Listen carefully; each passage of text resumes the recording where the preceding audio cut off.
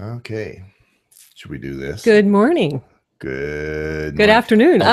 Afternoon. A warm afternoon. Warm Welcome and back to the Home Medic, where we help you keep your money in your wallet and your family out of the hospital. Topic and guest. Let's start with the guest because the guest is more interesting. Heidi Hansine. Hey, it's great to be with you. It's a good afternoon, a warm one. The topic, I want to talk about fires and prevention, especially in this segment as relates to garages. Now, I did a little bit of research, and it turns out that the number one injury as relates to fires is actually cooking. And the way I cook, I understand that. You can get grease or whatever, and then people get injured. But one of the big ones, as far as home fires, is actually your garage. Oh, I can see why. Yeah, because we've got all those nasty chemicals out there. You got the oil rags, you got all those sorts of things. And then home fires start in the garage. And we're going to talk about ways to eliminate the fires from happening in the garage. That's, of course, the most important thing. B, if it's going to happen, you want to make sure that it stays in the garage and doesn't move into the house. How do you control that? And how we control that exactly. So should we launch into that, or do you have a good home fire story? Let's go for it. I've got home fire stories, but no garage fire stories. So let's dive in. We'll save the home fire stories for later. We will. In the home that I grew up in, that's, I don't know, it's about 20 miles from here. Just around the corner of that home, they just had a fire that happened. And that one actually did start in the garage. I think we all know at least one, probably two or three homes that we, during our lifetimes, that we've seen either partly or completely burned down because of fire. So this is not a trivial issue. No. We need to be aware of this and, talk about the $10 fix and the $10,000 fix. In this case, it might be the $10 fix, but it's not 10,000. It's more like 100,000 or 500,000. Oh, exactly. So we kind of need to be paying attention to these sorts of things. First thing that comes up in garages, and I have to admit that I've been guilty of this too. Maybe I like to spend save a nickel on occasion, and you will have maybe I'll do my own oil changes. I guess you would expect that a home medic would want to change his own oil, right? No, I wouldn't. No? I'd expect you'd do a meth job and you'd make 3,000 and figure your time's worth more than doing the oil change. Well, you got that's what I'd expect, but you got a point there. You never know. So I had these oil rags, and they did go in a corner for a while. I looked at those and I thought, no, they need to go. Even in the garbage can, I made sure that I spread them out, so they were flat, so that we weren't having this tight clump of oil rags that were going to self-combust. And whether they were a fire in my garage or a fire in my garbage can, I didn't need any of the above. So spreading them out actually helps a little bit. That's what I wonder. I mean, we're going to get to that, I'm sure. How do you handle those rags? Like I'm out working furniture, Yeah, what happens, and it's not just oil rags, it can be solvents. Right. And yeah, you're right. As you're working on furniture, things like that. Maybe even you've just got rags that have a particular kind of cleaner that's more likely. What happens is I'm not going to be the chemistry professor here, but basically you have this chemical that is on a rag, you wad it up, it's in tight, the oxygen can't get to it, and then it actually heats up to the point that it combusts. Okay. Lights itself on fire. And then you've got a little fire, and then that's going to spread to whatever else is combustible nearby. In the garage, there's plenty. People have shelving, they have sheetrock, who knows what else there may be in a garage. But that happens quite often in a garage. And so don't do the oil rag pile. B, just walk out to your garage and take a look and see what you've got out there. That if you were trying to burn your house down, what are you going to use? And there's plenty. You got the solvents, like I say, out there. Don't store gasoline in your garage. Find another place, because obviously if you've got a fire and you've got 5 gallons of gasoline out there, that's going to melt. The container's going to melt, and then you've got gasoline all over the floor. And probably probably in one big boom, right? Right. Yeah. Yeah. And, nobody needs to have gasoline adding to the fire that they're frantically trying to put out or trying to get away from, or whatever the case may be. Exactly. So, that sort of thing, I want you to just be aware of the first category is the items that might burn. And the second is, if you do have that burning scenario happen, I want you to be aware of how it might move into the rest of the home. What about fire extinguishers? Because I attempted to go buy one and I wasn't very successful in finding what I felt was just a good fire extinguisher, a good solid fire extinguisher. Yeah, they are out there. You can go to a place like, and I always hesitate to avoid naming brand names, but where I go is Grainger. Or you could go to a Home Depot or Lowe's or something like that and get those. Having a fire extinguisher in your garage is not the same as knowing how to use it.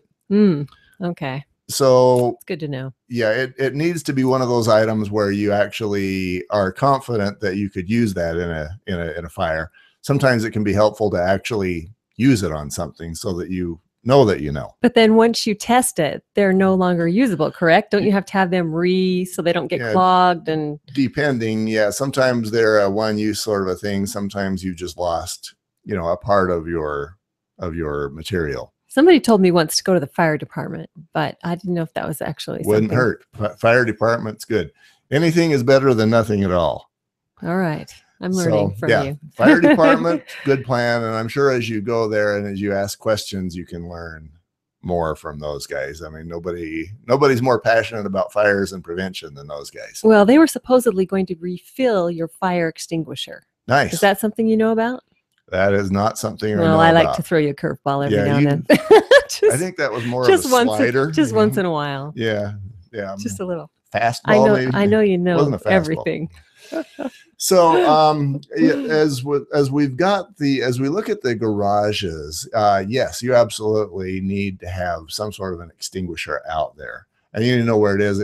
Ideally, if you've got that garage, it needs to be near the door that's located between the garage and the living space. That way, if you need it maybe in the kitchen, if you need it in the garage, wherever it is that the fire is happening, if it's as accessible as possible to all potential fire locations, then you're going to be that much better off. Right.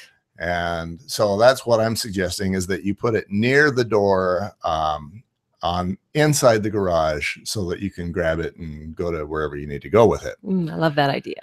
Okay, so the home inspector, one of the things I look for out there, and I will see this quite often, is I'm imagining the fire that's already happening inside the garage.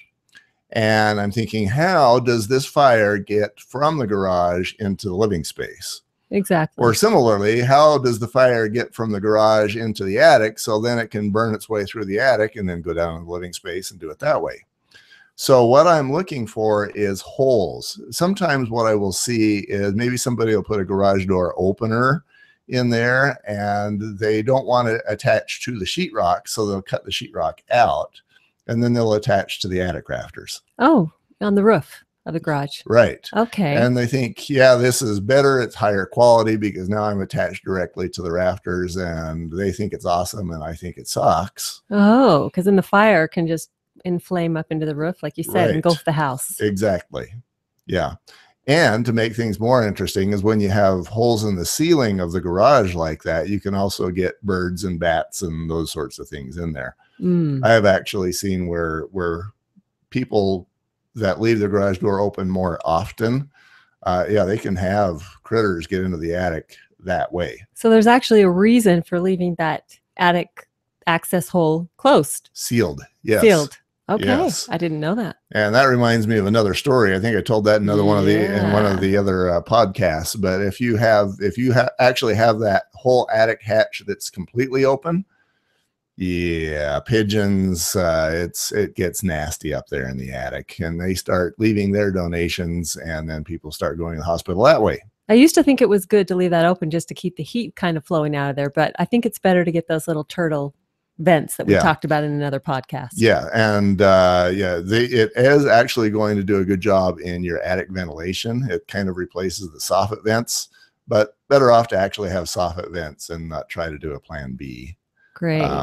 Obviously, if you live in LA or Chicago, you can't leave your garage, and those guys are listening to us and thinking these guys are crazy because nobody ever leaves their garage door open. But trust me, if you live in rural Kansas or rural areas, not that big a deal to leave your garage door open. No, not a big deal at all. Just air it out. Yeah, give it some space. And I have stories in that category too, but that doesn't have to do with fire prevention, so we won't go there. Back to fire prevention. I also want you to take a look at your sheetrock walls as you take a look at your attic or your garage. And I just want you to look for pathways for a flame to find its way into your living space. Quite often, somebody will take out a chunk of the sheetrock wall, maybe because they're running plumbing or electrical, and they're thinking, hey, it's the garage. I don't care what it looks like. Right. And then that becomes the pathway for fire to move into the living space. So even a small hole creates a bigger hazard. It can. Yeah. And the other thing that I'd like you to be aware of is that there is a different kind of sheetrock that should be in the garage. Your standard sheetrock is going to be 1/2 inch. Right. You've actually got a fire rated sheetrock that's going to be a little thicker, and it's going to protect the home a little longer against fire entry into the living space. Great to know. So if you're filling those little holes up, go and get that special sheetrock. Don't just use the scraps you have on hand from your. Exactly. Good point. Yeah, I should have mentioned that myself. We're going to call. Well, that's why I'm here. Yeah, if you didn't need me, then I wouldn't be here, right? Exactly. I have to job security, right? I need you because you're the beautiful face here. No. I'm the intelligent assistant, right? Wait a minute. You are the voice of all humanity. I would think that. Whatever. Yeah, okay. And this is actually still going to be published on YouTube. That's right. We're live. Thank you, Heidi. You are, as always, the master of your mansion. But this time, as relates to fires in the garage, I'm going to make a small bet and just say that after doing this with me today, you're probably going to go take a look at your garage. I am. And make sure that your house is not going to burn down. You're absolutely right. And I want you to do that too, you listeners, viewers. Yeah, the website, homemedicusa.com. And where is your mansion in this particular segment? Are you still back in Bora Bora? Bora Bora. She's in Bora Bora. It could be in the mountains too. I like the mountains. Okay, we're going to go for the mountains this time. Mountain cabin. Is it a?